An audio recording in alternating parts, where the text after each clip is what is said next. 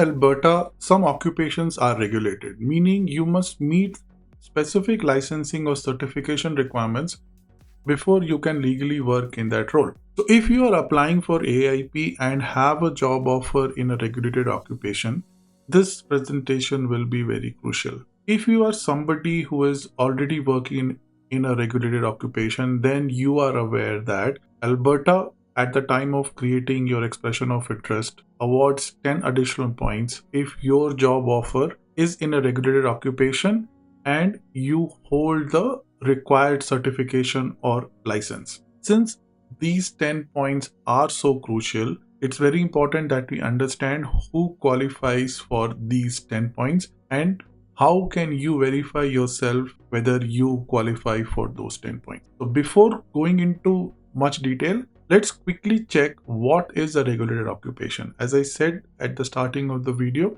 in Alberta, there are occupations which are regulated, which means that you must meet the licensing or certification requirements even before you can start working legally on that group. There are two main groups here. There is a group for professional occupations, like for engineers, nurses, social workers, and then there are regulatory requirements for certain designated trades like electrician, welders, plumbers. There are many such trades. So if you have a job offer with these occupations or trades, the next thing that you should verify is whether your occupation is actually regulated in Alberta.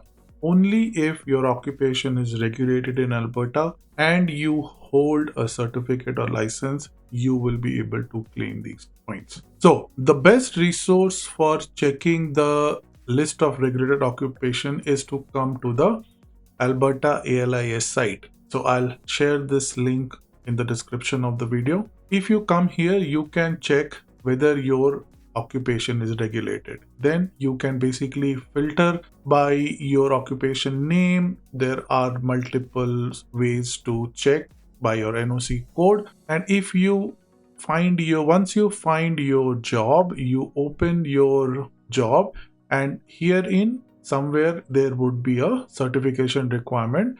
Like for example, if you have a job offer as an electrical engineer, your job is provincially regulated. So then you will have to satisfy the regulatory requirements for this job before you can work legally and before you can claim those 10 extra points. Very, very important. So why this discussion and why this information is important? So if you are creating an expression of interest to earn those crucial 10 points, you should have a job offer in a regulated occupation and you should hold a Alberta recognized certification or license. These both conditions should be satisfied for you to be able to earn those 10 points. So as if you go to the worker of expression of interest grid, you will see that this is a and condition. So you should have a job offer and hold the certification or license which is required. Next question is what certification you need. So if you are working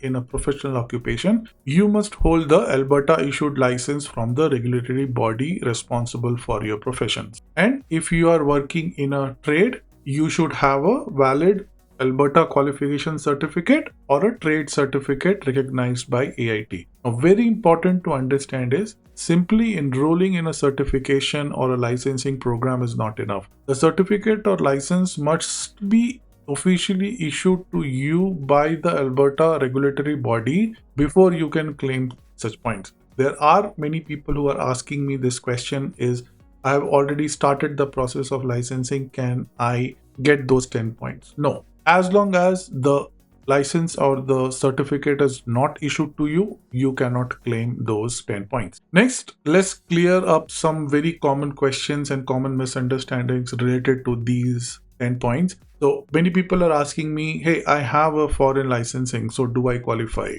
Simple answer is no. Alberta only accepts Alberta recognized certification. Then there are people asking, my occupation is regulated, but certification is optional.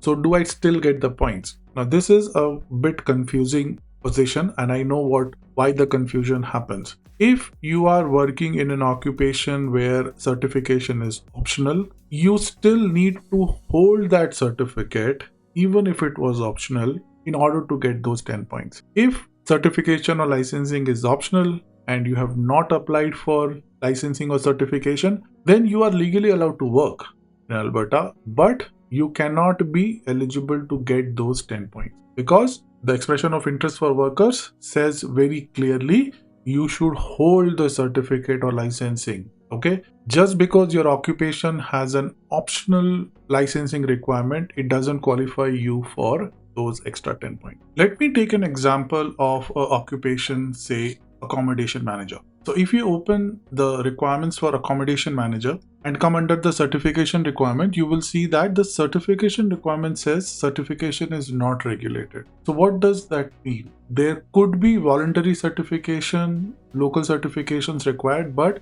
at a provincial level, this occupation is not regulated. Since this occupation is not regulated, there is no way or for you or for any applicant to get a certification or licensing. In that case, you could not claim those 10 points for this occupation. A few slides ago, we saw example of an electrical engineer which was regulated, and here is an example where an occupation is not regulated. So if it's not regulated, licensing doesn't apply and the points also is not awarded for a job offer. Then many people go and check with their employer, and then my employer says I'm qualified or I don't need a licensing. But unfortunately, employer opinion does not matter. You should look into the official webpage as I showed here, search for your occupation and then make the decision of whether your occupation is regulated or not. Very, very important.